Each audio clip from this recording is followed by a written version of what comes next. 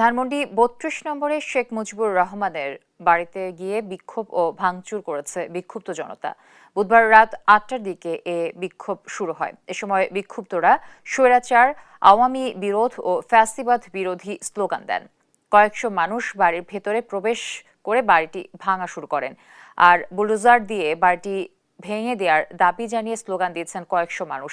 এর আগে স্বৈরাচার হাসিনার ভাষণ দেওয়াকে কেন্দ্র করে বুলডোজার মিছিল কর্মসূচি ঘোষণা করে ২৪-এর বিপ্লবী ছাত্র জনতা।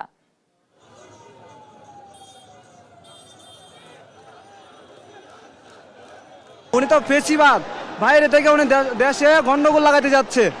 এটা আমরা চাচ্ছি না।